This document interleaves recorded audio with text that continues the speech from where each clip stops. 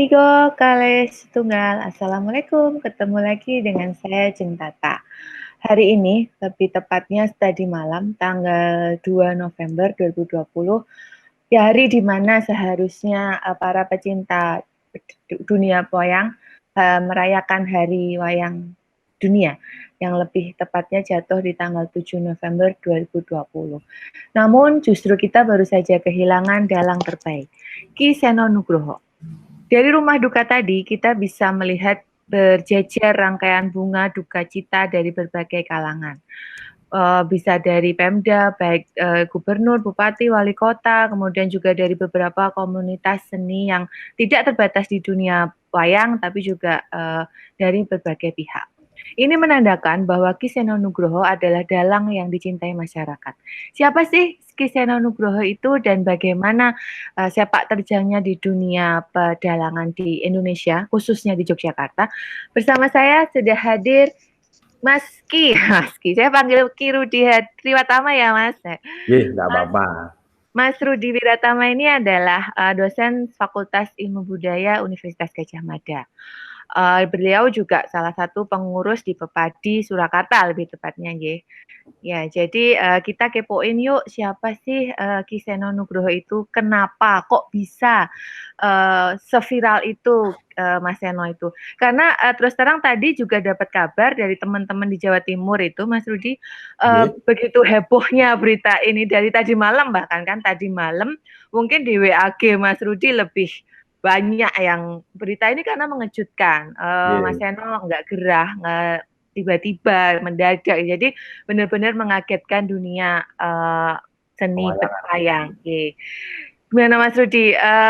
Kira-kira siapa toh Mas Seno Nugroho itu? Boleh diceritakan sedikit? Iya.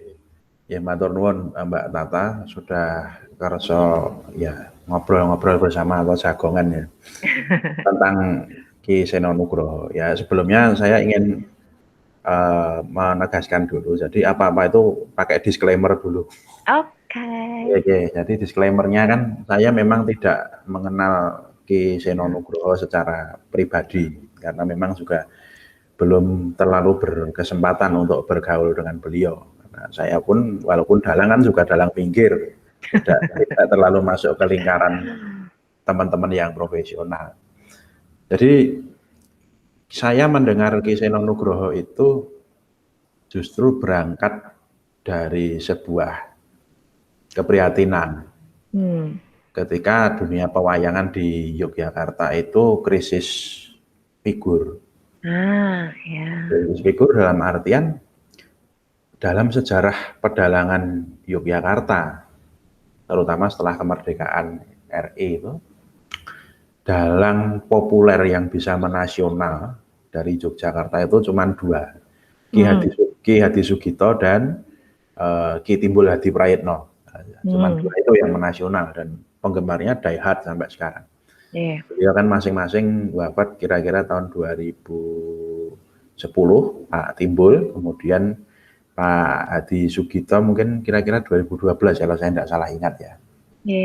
Ya, setelah itu kan ada semacam krisis figur dan orang kadang-kadang underestimate dengan wayang kulit gaya non Surakarta. Selama ini kan yang terkenal yang gaya Surakarta. Ada Pak Anom, ada Pak Mantep, ada Pak Purbo. Apakah wayang yang gaya non Surakarta itu bisa menasional? Ya, pada akhirnya waktulah yang membuktikan ternyata bisa.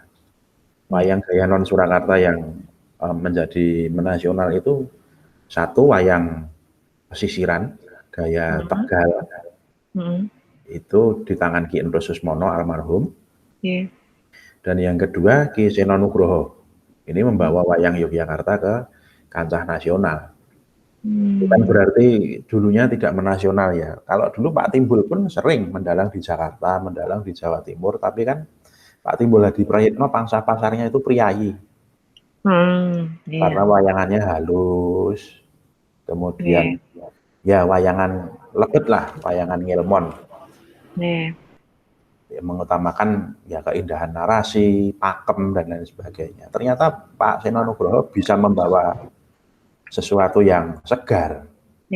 Dan kemampuan ini kan rasanya belum ditemukan pada dalang-dalang lainnya yang seumuran. Karena ini sebuah testimoni yang jujur saja, terlepas bahwa saya ini Gagrak Surakarta, Pak Seno Gaya Yogyakarta. Bahwa orang-orang yang tidak kenal wayang sekalipun, ketika menyetel atau memutar video rekamannya Pak Seno yang di YouTube, bisa tertarik pada wayang. Bisa langsung cinta tanpa syarat pada wayang. Lah ini kan justru formula yang baru dicari-cari oleh Pepadi, Senawangi, Kementerian Pendidikan Kebudayaan. Bagaimana membuat kaula muda itu bisa cinta tanpa syarat pada wayang. Ternyata Mas Seno bisa menjawab tantangan itu. Karena kalau bisa dilihat juga generasi muda terus terang itu kok mulai melirik Ki Seno Nugroho ini, karena beberapa dalang cilik, dalang muda yang di beberapa daerah yang saya lihat, kok kalau lihat siapa Ki Seno Nugroho gitu, siapa, kemudian bahkan di Jawa Timur pun ya Mas Rudi, jadi bahkan baik di Jawa mungkin Jawa Tengah ya, selain Jogja, Solo terutama, itu Jawa Timur terutama, itu juga kalau generasi-generasi milenial sekarang kok Ki Seno Nugroho yang dilihat. Nah berarti kan beliau mampu masuk ke ranah generasi milenial itu. Apa sih yang dalam gayanya atau mungkin pituturnya atau apanya sih Mas Rudi yang bisa masuk gitu ke generasi muda? Jadi kalau kita bicara tentang Pak Seno Nugroho itu kan, beliau itu banyak yang mengangkat sentral tokoh-tokoh yang anti kemapanan. Werkudara, Antasena, Bagong, nah terutama kan Bagongnya itu bisa bersikap vokal pada siapa saja dan lain sebagainya. Dan yang menjadi sesuatu hal yang kita harus salut, bahwa di tengah-tengah image Solo dan Yogyakarta itu sama dengan keraton, apalagi Yogyakarta yang masih kental ya dengan budaya keratonnya. Pak Seno itu memilih jalan yang sunyi. Jadi dia lepas dari legitimasi budaya apapun, walaupun juga kalau ditanggap Gusti Yudo itu juga Sendika Dawuh berangkat, tapi dia punya gaya pakliran sendiri. Ya ini suatu hal yang tidak bisa dilakukan oleh sembarang orang. Selain punya keberanian, dia juga harus punya kapasitas untuk itu. Ya, menarik itu. Jadi, tapi sebenarnya kalau bisa ditelisik lebih dalam lagi, saya nggak begitu paham juga soal dunia perwayangan. Mas Seno ini, Ki Seno Nugroho ini pakai gagrak apa teman? Atau percampuran atau perpaduan atau bagaimana kalau Mas Rudi melihat? Jadi saya pernah dengar dari teman-teman yang bersinggungan langsung dengan Mas Seno ya. Pertama kali beliau bisa mendalang, itu yang diidolakan Ki Mantep Sudarsono. Jadi beliau berangkatnya justru pakai gaya Solo. Kemudian ada beberapa kritik dari dalang sepuh, omah mungkin yang Yojo dulu kan di Semasi ya, putranya Pak Parman. Omah mungkin yang Yojo kok wayangannya coro Solo. Ya itu biasalah, apalagi sepuh-sepuh yang masih keraton minded tentu akan seperti itu. Akhirnya pakai gaya Jogja, dan ketika masuk ke gaya Yogyakarta, ternyata beliau berhasil juga kok membawa Gagrak Yojo itu menjadi sesuatu yang mengasyikkan beyond Pak Timbul dan Pak Adi Sugito, karena Pak Adi Sugito dan Pak Timbul juga mengasyikkan membawakan gaya Yogyakarta tapi dengan arah sendiri-sendiri. Ya, jadi bahkan ya itu tadi dari kenapa selain bisa masuk ke generasi muda, kemudian dengan ciri khas ya, berarti punya khas sendiri, gayanya sendiri, gaya Seno itu tadi. Nah itu bahkan juga bisa dilihat 30 hari dalam sebulan itu full ya, beliau itu bisa gitu, stamina-nya luar biasa, bisa atau mungkin ini sudah tiba saatnya beliau beliau lelah, jadi mungkin Tuhan juga sudah menginginkan ini jalan yang terbaik untuk Ki Seno. Tapi sebenarnya dari seorang dalang itu, sebagai Mas Rudi juga pelaku, ada nggak sih treatment khusus untuk bisa mendalang, misalkan ngedur bahkan 30 hari, misalkan tanggapan misalnya full gitu, ada nggak sih sebenarnya ada yang bisa dilakukan atau bisa diritualkan gitu, gimana Mas Rudi? Sebenarnya kita kan berangkat dari kepercayaan bahwa badan itu adalah sesuatu yang fana. Ya, jadi suatu saat bisa rusak, kemudian bisa mati dan lain sebagainya. Ini memang tidak menyalahkan Mas Seno, apalagi dalang-dalang lainnya. Tapi memang sekelas Ki Mantep Sudarsono sendiri sudah pernah meling kepada saya, dan itu memang saya mendengar sendiri. Gayuh laris oleh kena, larisnya arep mbok nggo pirang tahun. Nah, itu jadi kan ya memang ini dilema dalam arti mungkin maunya kita itu leren. Tapi ketika sudah masuk ke industri yang termediasi, nah itu kan Pak Seno kan apalagi setelah pandemi ini, masuknya kan ranah termediasi, ada wayangan virtual dan lain sebagainya. Saya mengalami sendiri jadi panitia wayangan virtual di Kemendikbud kemarin Agustus, ke dalam bulan kemerdekaan itu kan saya ikut jadi panitia. Sebulan saya panitia loh, itu bukan dalang. Panitianya ini. Ya, ini saja sudah drop, banyak yang tumbang di 5 hari terakhir lah. Apalagi kalau menjadi dalang, tiap malam harus berkonsentrasi, tenaganya harus selalu prima dan lain sebagainya. Tapi ya itulah, memang garisnya itu dewe-dewe. Ada yang laris sekali, tapi umurnya ya panjang. Tapi kan umur panjang itu karena di masa tuanya nggak laris. Larisnya sudah habis dari kemarin-kemarin. Iya, karena UGM pun untuk di UGM pun beberapa kali manggil Ki Seno ya Mas ya. Jadi di UGM, bahkan di UGM di fakultas-fakultas pun yang mungkin Visipol sendiri, kedokteran sendiri itu pun mengundang Ki Seno. Juga berbagai pejabat pemerintah ya, instansi pemerintah. Nah, ketika masa pandemi ini, misalnya Mas Rudi, beliau juga aktif daring melalui kalau nggak salah pertunjukan virtual ya Mas Rudi. Kalau Mas Rudi mengikuti nggak sejak pandemi ini muncul pertunjukan daring ala Ki Seno Nugroho, pernah mengikuti belum? Pernah lihat belum? Kalau lihat, memang Mas Seno ini tidak pernah kok tidak berani, dalam artian kan mungkin Aryo Joko namanya saja Seno, tokoh-tokoh yang pakai Seno itu pasti pemberani, Anto Seno, gitu. Jadi ketika dalang-dalang yang lain itu masih meratap kapan tanggapan dan lain sebagainya, Mas Seno virtual. Dan ternyata itu bisa tetap booming, orang ya bisa tetap ketawa, orang bisa tetap menikmati dari rumah. Walaupun memang bukan yang pertama, pada waktu awal-awal pandemi itu Pak Purboasmoro malah bikin wayangan tunggal karena social distancing, beliau judek diwayangi dewe, digenderi dewe. Iya? Tapi kan format seperti itu tidak terlalu diterima masyarakat. Ya, wayangan Celimen itu menghadirkan experience atau pengalaman yang ada di panggung ke rumah-rumah itu, ya masih itu.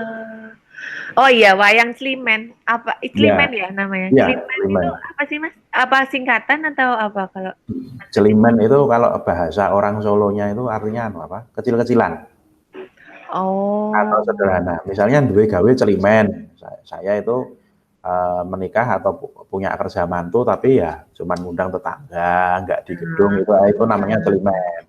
Jadi beliau mengambil ikon itu untuk ya ini pagelaran wayang secara daring itu mungkin diibaratkan Celimen itu karena tidak membutuhkan tidak memerlukan yang lebih banyak personil gitu mungkin ya Mas Rudi. Tapi itu gamelannya live nggak? Ya live. Tetap ya? Ya. Sebenarnya kan ini sudah diramalkan oleh almarhum Romo Kuntoro. Romo Ignatius Kuntoro Wiryamartono. Dulu kan pernah tahun 96 ya kayaknya. 50 tahun Gramedia. Beliau ngendika, kira-kira di abad ke-21 nanti orang nggak akan anggap wayang dalam bentuk seperti ini. Perumahan jadi makin kecil-kecil, keluarga itu juga jadi keluarga kecil, kemudian skala prioritas semakin berubah, Ya kita lihat aja yang orang Yogyakarta kota ya. Kita kan kerja di Jogja juga kan tahu bagaimana tipologi manusianya kan berubah dari waktu ke waktu. Nah itu sejak tahun 96 itu ya 24 tahun yang lalu. Romo pun sudah gelisah tentang itu. Tapi kan tidak ada respon.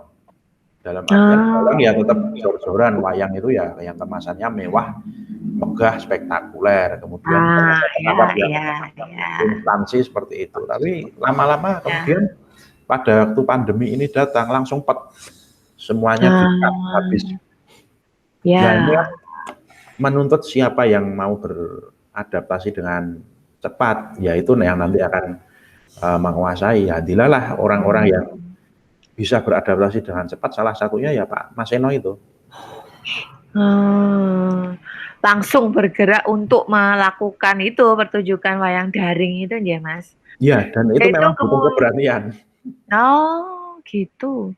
Kenapa butuh keberanian? Apa emang ya udah aku mau nggak mau harus melakukan ini, terus kemudian apa sih, apa misalnya yang dinamakan Mas Rudi selalu bilang harus berani, itu apanya gitu Mas Rudi? Apakah resikonya atau biayanya atau gimana? Ya selama ini kan seni pertunjukan tradisional, apalagi wayang ini kan zonanya zona nyaman. Zona nyaman, jadi ya diundang oleh pihak yang punya kerja, tahu-tahu sudah on the spot, kemudian ya pentas, selesai pentas, bayaran pulang. Tapi kalau wayang Sleman ini kan karena tidak boleh ada wayangan di mana-mana, apalagi SK Gubernurnya kan ini masih diperpanjang masa tanggap daruratnya itu. Maka satu-satunya tempat untuk berekspresi ya di rumah. Dan dalam hal ini di rumahnya Mas Eno. Nah, dengan itu kan rekoso harus menyiapkan perangkatnya di rumah, kemudian konsumsi, apakah kita mau jaga kayak orang lain kasih konsumsi ke kita kan tidak. Jadi wayang Sleman itu pengorbanannya justru lebih besar dan tidak semua orang dalang berani untuk menempuh hal-hal tersebut gitu. Iya betul. Apa niagonya juga cuma dianggurin gitu ya kan Mas? Ya, jadi dan itu bentuk tanggung jawab dia sebagai kepala suku lah. Oh berarti beliau juga sampai memikirkan ke anggota-anggotanya itu ya Mas Rudi ya. Gimana nih so tetap urep gitu kan? Gimana saya yakin demikian. Saya yakin demikian. Piye carane aku kudu membuat sesuatu yang bisa juga berefek gitu ya, berefek positif untuk anggota-anggotanya itu gitu. Itu ya Mas Rudi ya berarti. Terus mengenai sinden Mas Rudi, Mas Kiseno ini kan juga cukup viral dengan beberapa sinden yang sering diajak itu. Bahkan juga sudah jadi beberapa tesis di pengkajian seni pertunjukan dan seni rupa. Nah itu juga apakah termasuk keberanian ala Kiseno yang menurut Mas Rudi itu yang mengundang sinden yang cukup kontroversial, sinden yang lagi ngehits waktu Kiseno ajak untuk berkolaborasi itu. Apakah itu juga salah satu bagiannya Mas Rudi? Kalau itu jelas, tapi kalau sejarah bagaimana sinden kemudian berinteraksi dengan dalang sampai bisa berdiri, kemudian menyanyi duet dengan pelawak dan lain sebagainya kan sebenarnya itu dari pantap atau panitia tetap pertunjukan wayang kulit yang ada di Gubernuran Jawa Tengah. Itu tahun 90-an. Ya, meskipun itu yang punya kerja Gubernuran Jawa Tengah, tapi dalang-dalang dari Jogja pun banyak yang diundang. Almarhum Pak Sofyan, kemudian pernah Pak Edi Suwondo juga pernah kayaknya. Mas Eno Nugroho saya lupa sudah pernah tampil di situ apa belum. Nah, dari situ kan kemudian sinden bisa berinteraksi dengan dalang dan pelawak secara bebas. Sebenarnya fenomena ini di luar masih banyak, tapi yang mengemas itu jadi sebuah hal yang viral dan saya kira agak mending dibandingkan teman-teman dalang yang di pedesaan itu. Itu adalah bagaimana Mas Eno mampu menerapkan disiplin-disiplinnya. Katakanlah kalau kita melihat sinden-sinden itu seberapa viralnya, seberapa beraninya, tapi tidak ada yang pakai rok mini. Ya, tetap. Tidak ada yang pakai pakaian seperti penyanyi dangdut. Padahal di luar Ya, sana, kalau yang namanya penyanyi ikut di wayang, ya tetap pakai SOP seragam penyanyi dangdut itu. Rok mini, pakai gaun ketat dan ya, lain sebagainya. Tapi di Warga Laras, di pentasnya Mas Eno, ya dipaksa. Kue mlebu ning kene berarti bagian dari seniman Jawa, jadi identitasmu identitas Jawa. Nah, oh, itu ketegasan semacam itu yang memang perlu dicari. Soal wah ini kurang etis dan lain sebagainya ya. Sekarang kan segmentasi penonton wayang juga macam-macam. ya, Jadi kalau sampai sekarang kemudian masih ada akademisi yang bilang wayang ini sudah hampir punah karena penggemarnya cuma tua-tua, maka sebaiknya ya jurnal atau artikel yang ditulis itu segera ditarik saja. Karena yang terjadi di lapangan kan sekarang penggemar wayang itu divergen, macam-macam. ya, betul. Ada yang anak ABG, ada yang ini perkembangan yang sangat bagus saya kira. Kalau menuntut Ya, anak ABG umur 15, 17 atau anak semester 2 atau semester 3 UGM lah katakan, langsung ya, menukik masuk ke wayang sebagai sesuatu yang adiluhur, punya filosofi tinggi dan lain sebagainya kan ya, itu ya, ya, nggak bisa. Memang kita harus menerima kenyataan bahwa ya, ya itulah di era seperti ini wayang itu kayak soto itu kan ada soto Madura yang pakai santen, ada soto Jogja nah, yang pakai kubis, ada soto Solo yang pakai soun dan lain sebagainya. Itu kan ya. semuanya soto, semuanya punya penggemar. Punya ciri khas masing-masing di Iya, masing-masing daerah, berarti gaya atau style apa dalangan atau wayang itu punya ciri khas masing-masing. iya, Menarik, menarik. Jadi apa tadi menarik lagi balik lagi ke sinden. Jadi sebenarnya untuk apa sahabat Cintata yang mungkin juga baru pertama kali pengen lihat wayang, kadang ada mahasiswa atau teman-teman SMA waktu itu yang karena waktu di Balerung itu waktu di UGM yang kemarin itu ada beberapa saya tahu ini bukan mahasiswa, ini saya tahu bukan pecinta dunia wayang misalkan, tapi mereka bergerombol di situ cuman pengen lihat. Saya tanya, cuman pengen lihat Bu gitu. Nah, bahkan mereka nggak ngerti itu bahasanya, tapi mereka nggak ngerti bahasanya yang tadi Mas Rudi bilang, paling nggak menarik mereka dulu untuk mau melihat gitu kan, untuk bisa tertarik gitu. Itu sesuatu PR tersendiri nggak sih Mas dari apa sebagai pelaku dalang juga gimana caranya aku bisa menggait seluruh kalangan misalnya gitu. oke. Makanya tadi yang ada apa image bahwa sing nonton dalang berarti sing tua-tua tok bisa. Gimana Ya, Mas?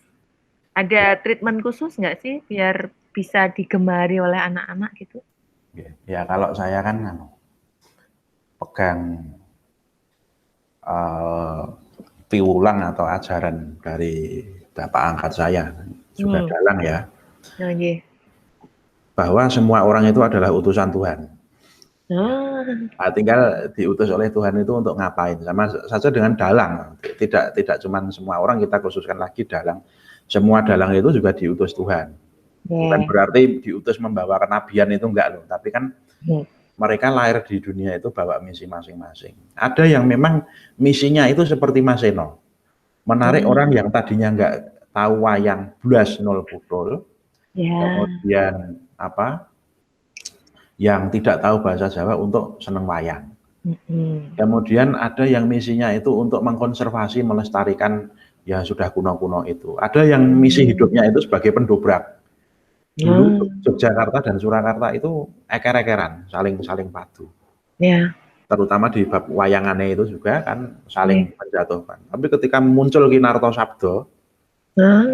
nah ketika Kinarto Sabdo muncul kan Yogyakarta, Surakarta jadi satu panggung. Nah itu misi hidup beliau, merekatkan yang Oh. selama mungkin sejak perjanjian Giyanti narasinya terus diproduksi supaya saling bertentangan bisa dirukunkan. Ya. Nah jadi kalau treatment supaya wayang itu digemari kaum muda, apalagi yang apa tadinya tidak menggemari wayang itu memang talent tersendiri dan Ya. tugas tugas kenabian tersendiri dalam tanda kutip. Tidak semua orang bisa. Kalau kita bicara tentang orang-orang yang punya tugas kenabian seperti itu, baru ada 2 yang berhasil. Nah, siapa Mas? Yang ya tadi, semua sudah almarhum, yang satu itu Ki Seno Nugroho ini, yang kedua Ki Enrus Susmono. Iya, Ya, kalau Ki Enrus Susmono itu dulu dahsyatnya orang-orang pesantren yang salah paham sama wayang, anti sama wayang. Ki Enrus Susmono itu malah sering dalang di tempatnya Habib Lutfi. Menarik. Ya, jadi kan itu misi kenabian tersendiri. Istilah saya memang seperti itu. Kan bahasa Arabnya nabi kan naba itu membawa berita atau membawa kabar. Pasti ada sesuatu misi yang dibawa itu. Menarik. Nah, terus kalau tadi ada misi kenabian tadi, saya juga melihat sepotong video di YouTube juga ya, apalagi sekarang sejak Ki Seno Nugroho berpulang, itu ada video yang Ki Seno memeluk anaknya, putranya yang Mas Gading kalau nggak salah, itu bagaimana rasanya beliau sangat bangga ketika salah satu putranya mau mengikuti jejaknya sebagai dalang. Juga ada beberapa pesan yang kalau saya nggak salah tangkap itu ada yang kamu harus nerusin langkahku, misalnya bahasa Jawanya begitu, bahasa Indonesianya gitu, saya menangkapnya begitu. Kalau saya jadi seniman ya ada salah satu anakku yang harus jadi seniman. Kalau saya jadi guru ya ada salah satu jadi guru. Nah, kalau putra dalang itu Mas Rudi, apakah Mas Ki Seno menurut Mas Rudi sepanjang pengetahuan Mas Rudi, apakah juga mau paling secara tidak langsung gitu ada salah satu anakku kudu jadi dalang. Itu kalau sebagai dalang ada nggak sih rasa begitu harus keturunanku ono kudu sing dadi dalang? Itu ya Mas? Ya, jadi kalau kita bicara tentang itu kan kita berangkatnya sampai berapa ratus tahun yang lalu. Ada kepercayaan bahwa semua dalang entah di Jogja, entah di Solo, tapi ini khusus Jogja sama Solo. Ini keturunan dari Kiai Panjang Mas. Dan kalau sampai 7 turunan tidak terputus itu kan ada hak istimewa boleh meruat dan lain sebagainya.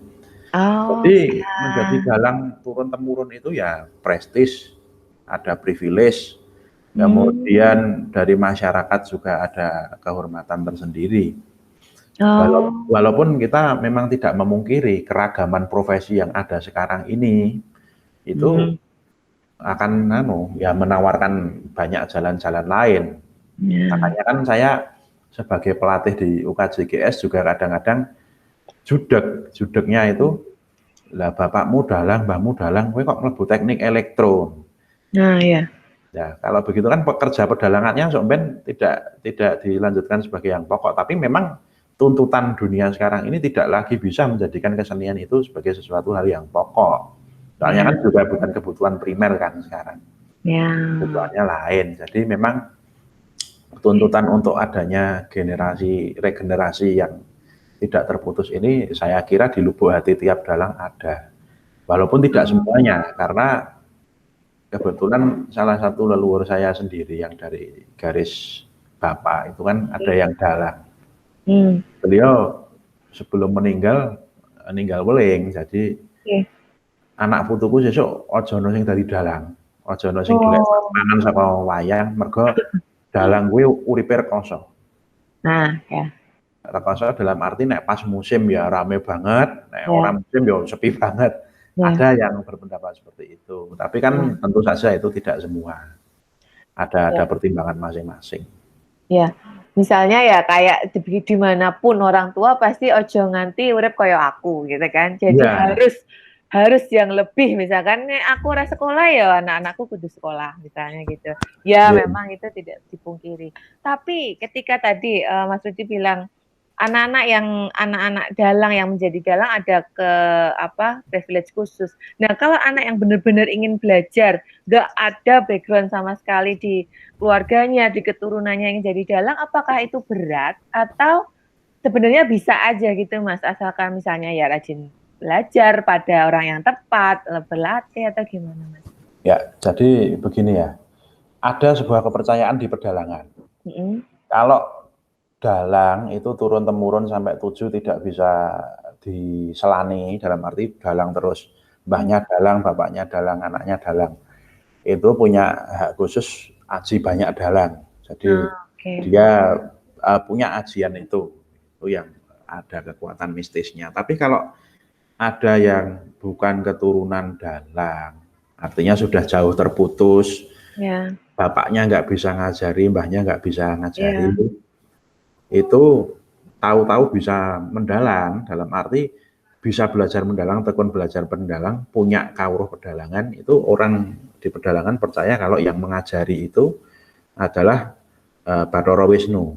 Jadi dalang tumelung tanpa rambatan. Tumelung tanpa rambatan itu seperti daun sirih itu kan tanaman rambat. Nah, tapi kalau kita mentelung tidak ada rambatannya itu kan berarti sudah sesuatu yang iki tukul karepe dhewe. Yang memberi ilham itu Bathara Wisnu, dan orang-orang yang seperti ini dalam pandangan pedalangan juga orang yang sangat istimewa. Dan ini pun terseleksi alam. Biasanya kalau sudah sampai SMA, kuliah itu terus luntur. Dalam artian sudah masuk ke dunia kerja, tidak berkesempatan mendalang, akhirnya tidak dikembangkan lagi. Makanya dalang yang model seperti ini juga sewu siji. Walaupun demikian kita kan perlu meluruskan bahwa belajar pedalangan, mendalami ilmu pedalangan itu bukan berarti harus menjadi dalang secara profesional. Karena mbah-mbah dulu kan banyak yang dalang terkenal tapi nyambi bakul beras dan lain sebagainya. Jadi ada jaring pengamannya lah. Kalau kita mau seperti kalau almarhum Prof. Dar kan sering cerita-cerita Rudolf Nureyev yang penari balet Rusia itu ya, sekali main $10.000 itu kan kena ora iso. Dalam artian kan itu sudah cerita zaman biyen, duit sik murah. Duit murah, saya kira duit larang ya Mas. Iya. Kalau diulangi zaman sekarang kan ketoknya enggak bisa, maka kan tetap selain idealis kita kan juga realistis. Memang ada yang masih bersyukur, dalang ki aja wayuh gawean, dalam arti jangan punya pekerjaan sampingan, tapi saya memaknai itu berbeda. Dalang kuwi aja wayuh gawean dalam arti kalau sedang mendalang ya jadilah dalang yang baik, jangan jadi MC. Kan banyak dalang sing akhirnya dilibatkan goro-goro ya cuma jadi MC, manggak kayak pelawak sama manggak kayak presiden, dia tidak bisa mengimbangi untuk mengendalikan pakeliran. Sering kejadian. Menarik nih. Ya. Jadi jadi gimana tadi Mas? Menarik tuh bagiku, baru itu istilah baru. Jadi dalang harus jadi dalang yang sebenar-benarnya, nggak malah berubah profesi jadi MC. Karena ya pas di goro-goro itu kan misalnya beliau dalang ini ditanggap oleh siapa, kemudian memanggil, itu emang begitu atau gimana sih Mas? Ya ini kan sebenarnya ya perkembangan yang kesini aja. Saya kalau dulu pernah ketemu salah satu tokoh pantap sudah sepuh. Pas musyawarah daerah Pepadi Jawa Tengah. Janjane karepe pantap niku mboten ngoten, Dik. Loh, karepe terus pripun? Jadi wayangan sing kemasan model itu memang diadakan di ruang khusus, dalam artian di halaman gubernuran, di mana di situ sing rawuh kuwi gubernur. Jadi ketika diundang naik ke panggung pun, iki programnya dari provinsi seperti ini. Nah, kemudian ada sosialisasi apa. Nah, cilakanya orang-orang karena itu disiarkan di TV itu. Karena itu disiarkan di TV kan terus ditiru di desa-desa. Ketika wayangan di desa-desa kan nggak mungkin Pak Gubernur menghadiri setiap malam itu. Ya terus saya nengi sapa perangkat desa. Nek orang yang perangkat desa sapa? Ya sing nanggap. Kadang-kadang orang kirim surat ke dalang minta naik, minta ditampilkan. Bisa ya, itu berarti ya ada ya beberapa fenomena itu ya. Bisa, tapi ada juga yang memang kekeh ndak boleh. Lah ya nek Pak Gubernur eneng gawene kowe munggah arep ngopo? Ada yang sampai berani seperti itu. Ya. Terus kalau misalnya saya tuh nggak mengerti banget. Jadi bintang tamu tadi mengarah ke bintang tamu. Balik lagi ke Kiseno misalnya. Juga beberapa bintang tamu yang cukup ngetren, cukup ngetop gitu juga ikut berkolaborasi. Itu memang sekarang emang dari dulu atau memang pakeliran modern ini yang bisa mengundang ada pelawak, ada bintang tamu yang lain, itu gimana Mas Rudi? Ya sebenarnya itu kan kita kembali muaranya ke model pantap tadi itu. Sebelumnya kan sudah ada Kinarto Sabdo itu bisa berinteraksi dengan sindennya, tapi kan juga sebatas ya interaksi nggak sampai intens. Cuman minta lagu ini, bisa nggak kamu? Saged. Ya, ayo. Kalau yang ini kan sampai terlibat dalam percakapan. Kalau di era dulu nggak ada. Dalam artian kalau ada banyolan itu ya banyolan lakon. Misalkan di tengah-tengah lakon ada peristiwa apa, ya banyolnya adalah di situ. Kalau Imbuan Goro-Goro kan menyiapkan apa? Menyediakan ruang sendiri untuk intermezzo. Nah, istilahnya intermezzo sekarang. Oh, emang itu diadakan untuk menyediakan ruang itu tadi ya? Ya, menyediakan ruang itu. Jadi kalau ada yang berpendapat wayang mungkin kudune terima kasih karo dagelan ya, orang yang dagelan wayangan ragayang. Sekarang kita balik, siapa yang mau nanggap dagelan tanpa wayangan? Betul. Jadi kadang-kadang teman-teman pelawak itu juga harus terima kasih sama wayang mau mengakomodasi. Sekarang kan nggak ada orang nanggap dagelan Mataram. Tok, misalnya. Misalnya, tok. Itu pun karena tidak ada yang bisa menggantikan Pak Basio. Iya. Pak Basio kan dulu ada rekamannya yang duet sama Kinarto Sabdo. Bagaimana seorang Basio dengan kesederhanaannya itu bisa membunuh Kinarto Sabdo di atas panggung. Ya. Membunuh dalam artinya bisa mati langkah gitu loh. Ya, mati gaya lah kalau bahasanya sekarang. Ya menarik.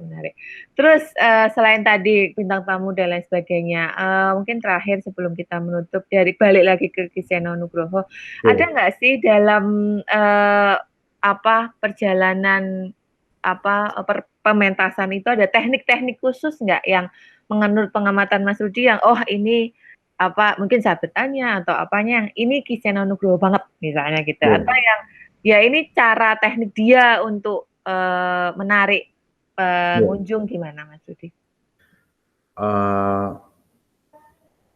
Sebenarnya dalang itu kan harus menguasai astrogino atau 8 keterampilan. Itu ada Mardowo lagu, tahu bermacam-macam gending. Kemudian Mardiboso itu dalam menggunakan urutan bahasa harus runtut, Paramengkawi tahu kata-kata dalam bahasa Jawa kuna, dan lain sebagainya. Yang terakhir itu Sambegono. Sambegono itu dia punya skill komunikasi. Nah, di antara ke-8 skill ini, rata-rata dalang ini tidak punya Sambegono yang memadai. Dalam arti apa? Dalang kadangkala ketika sudah didukung oleh penyanyi pesinden itu, dia tidak punya kuasa lagi atas ruang semesta fiksional yang dia ampu, yaitu pertunjukan wayang. Kan banyak yang seperti itu. Tapi Ki Seno adalah salah satu dari dalang yang punya Sambegono itu, bisa menguasai ruangan walaupun ruangannya itu dikooptasi oleh orang lain. Ya itu skill yang kira-kira memang perlu diteladani oleh teman-teman dalang muda, apalagi yang mau melanjutkan Ki Seno Nugroho. Tapi saya kira kan tidak semua dari Ki Seno bisa kita ambil, karena ada beberapa yang memang cuman Ki Seno yang bisa. Misalkan karakterisasi tokoh Bagong. Itu pun tetap perlu kita kritisi, apakah harus Bagong itu tampil seperti itu. Jadi ngalah-ngalah ke Bathara Guru dan lain sebagainya. Tapi apakah itu contoh yang jelek juga? Bukan. Karena kalau kita berangkat dari Ki Seno secara ontologis dan aksiologis, memang nilai-nilai yang ingin beliau tawarkan adalah mendobrak hegemoni. Tapi ketika kita nggak punya agenda untuk mendobrak hegemoni, itu menampilkan seperti itu ya, jadinya mau ikut-ikutan. Ya, kalau sesuatu cuma ikut-ikutan kan tidak ada soul-nya, tidak ada jiwanya. Ya, jadi memang perlu kita secara kontekstual menerapkan yang baik-baik untuk dari Ki Seno itu sesuai dengan konteks pakeliran atau sajian pedalangan kita masing-masing. Dan memang Ki Seno meninggalkan sebuah warisan yang berharga untuk generasi dalang yang sekarang ini, tidak peduli dari gaya manapun. Bahwa wayang itu bisa dan wayang itu masih dicintai. Menarik sekali, betul sekali. Jadi mungkin kalau itu tadi sudah sebagai bagian penutup, saya nyuwun Mas Ki Rudi Wiratama juga membuat atau saya nyuwun satu statement untuk baik untuk almarhum Ki Seno Nugroho juga dunia perwayangan di Yogyakarta khususnya, karena ini kita ada di Yogyakarta. Oke. Mas Rudi. Jadi ringkasnya begini. Human rise and fall ya. Ki Gadi Sugito berjaya tapi dia pergi. Ki Timbul berjaya tapi dia pergi. Ki Seno berjaya tapi dia juga pergi. Nah, kepergian ini bukan sesuatu yang harus diratapi, tapi ketika sebuah seunting padi itu sudah dipanen, masa tandur berikutnya akan segera datang. Jadi nggak ada istilah winter is coming, itu nggak ada. Tapi the next harvest will coming. Jadi masa tanam yang baru, buah yang baru, panen yang baru akan segera datang. Lah ini kita yang ditinggal oleh Ki Seno, Ki Hadi Sugito, Ki Timbul ini punya persiapan apa untuk menuju masa-masa keemasan yang selanjutnya itu. Jadi jangan cuma diratapi terus udah nggak ada apa-apa, ya tetap lanjutkan proses kreatifnya itu. Seni kan adalah suatu proses kreatif, tidak boleh mati.